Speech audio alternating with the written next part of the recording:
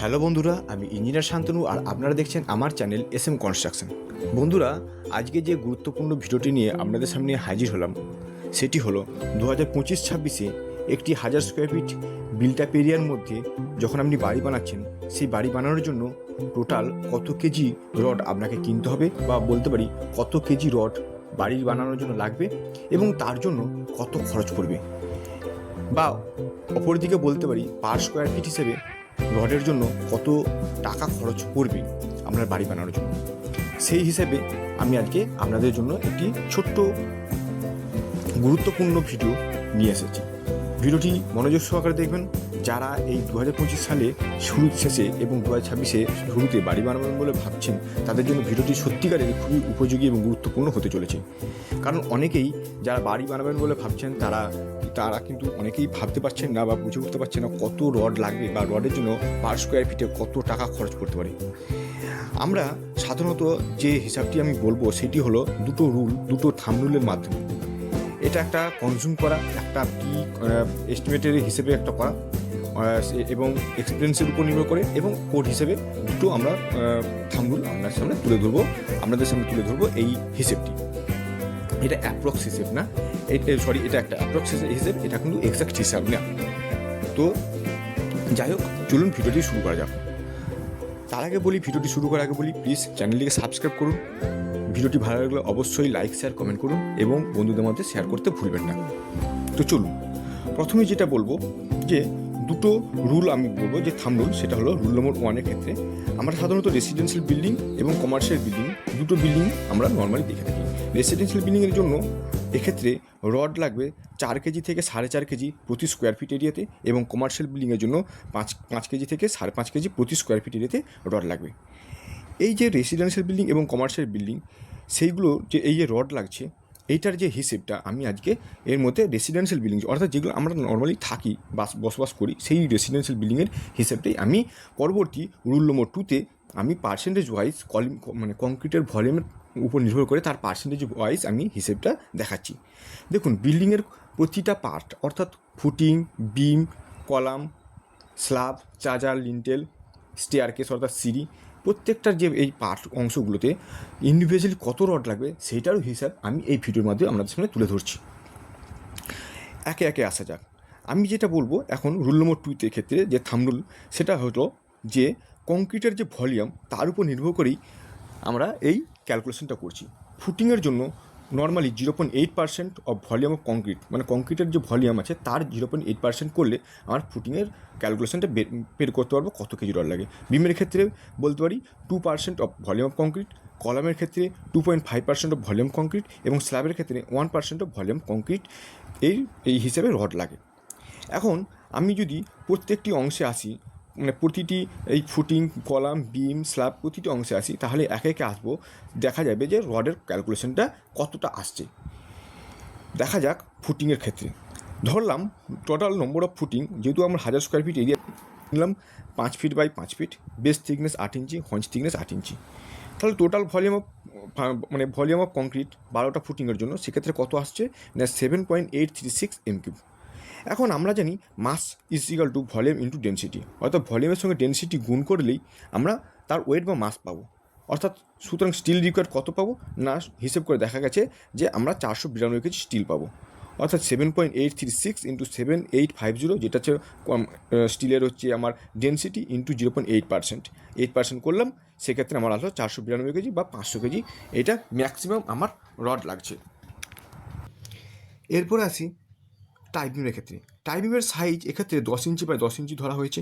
Total volume concrete টাইবিমের জন্য আসলো 4.95। সুতরাং স্টিল রিকোয়ার্ড এক্ষেত্রে ক্যালকুলেশন করে হিসাব করে দেখা যায় 2% যদি হিসাব করে দেখা যায়, সেক্ষেত্রে 780 কেজি অ্যাপ্রক্স। এরপর আসি কলামের ক্ষেত্রে 12টা কলাম ধরলাম, সেক্ষেত্রে কলামের size 10 inch by 12 inch, length 15 feet আমি হিসাব করে ধরেছি। এক্ষেত্রে ভলিউম অফ কংক্রিট টোটাল আসবে 4.95 m3, এবং 2.5% এই হিসেবে যদি আমি ক্যালকুলেশন করি 980 কেজি আমার স্টিল রাখছে কলামের ক্ষেত্রে। এরপর চলে আসি লিন্টেলের ক্ষেত্রে আমি কংক্রিট ভলিউম 1.25 m3 যদি আমি বের করি, তাহলে রিকোয়ার্ড স্টিল 1% হিসাবে আমি যদি করি, সেক্ষেত্রে 100 কেজি অ্যাপ্রক্স আসছে। এরপরে চলে আসবো স্টেয়ারকেস অর্থাৎ সিঁড়িতে ভলিউম অফ কংক্রিট এক্ষেত্রে 1.8 MQ যদি বের করি, তার হিসেব করে আমি 1% হিসেব করে দেখি যে 140 কেজি আমার স্টেয়ারকেসে লাগছে, অর্থাৎ সিঁড়িতে 140 কেজির মতো রড লাগবে। এরপরে আসি গুরুত্বপূর্ণ পার্ট, সেটা হলো স্ল্যাব। ভলিউম অফ কংক্রিট এক্ষেত্রে আসলো 11.61 M3। তাহলে রিকোয়ার স্টিল কত হবে? 11.61 × 7850, তার 1% করলাম, মাল্টিপ্লাই করলে আসবে 910 কেজি বা 911 কেজি বা 910 কেজি স্টিল আসলো স্ল্যাবের ক্ষেত্রে। রুফ বিমের ক্ষেত্রে এক্ষেত্রেও আসবে 2% যদি করি, মানে স্ল্যাবের সঙ্গে যে রুফ বিমটা সেক্ষেত্রে আসবে 910 কেজি। সুতরাং আমি প্রতিটা কোয়ান্টিটি, প্রতিটা জায়গার যদি আমি প্রতিটা কোয়ান্টিটিকে আমি যদি সামেশন করি, সেক্ষেত্রে কত রড আসবে না, ফুটিংয়ের ক্ষেত্রে আসলো আমার 500 কেজি, টাইবিমের ক্ষেত্রে আসলো 780 কেজি, কলামের ক্ষেত্রে 980 কেজি, লিন্টেল চার্জার ক্ষেত্রে আসলো 100 কেজি, স্টেয়ারকেসের ক্ষেত্রে আসলো 140 কেজি, স্ল্যাবের ক্ষেত্রে 910 কেজি, রুবিমের ক্ষেত্রে 910 কেজি। টোটাল কোয়ান্টিটি করলে আসলেও সামেশন করলে আসলো 4320 কেজি।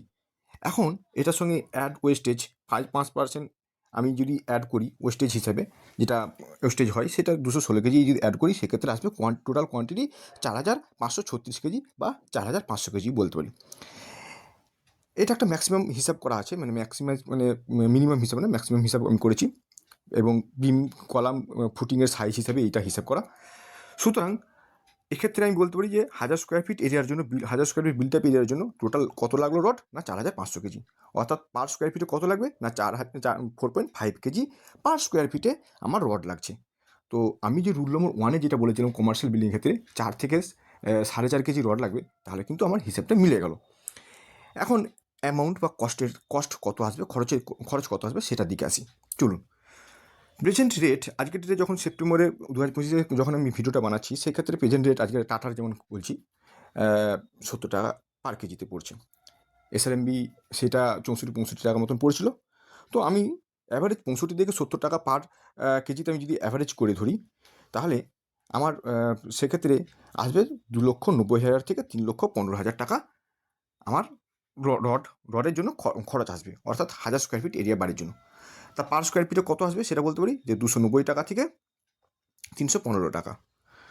সুতরাং পার স্কোয়ার ফিটে 290 টাকা থেকে 315 টাকা আজকের ডেটে এই হিসেবে খরচটা পড়বে রডের জন্য, একটা বাড়ি বানানোর জন্য। সেটা আপনি 1000 স্কোয়ার ফিটের জন্য বানান বা 1200 স্কোয়ার ফিটের জন্য বানান, 1500 স্কোয়ার ফিটের জন্য বানান, সেটার সঙ্গে আমি মাল্টিপ্লাই করবেন 290 থেকে 315 টাকা হিসাব করে মাল্টিপ্লাই করলে আপনার কিন্তু টোটাল কত কস্ট পড়তে পারে, খরচ পড়তে পারে, সেটা আপনি কিন্তু টোটাল নিজেই অনুধাবন করতে পারবেন বা আইডিয়া করতে পারবেন।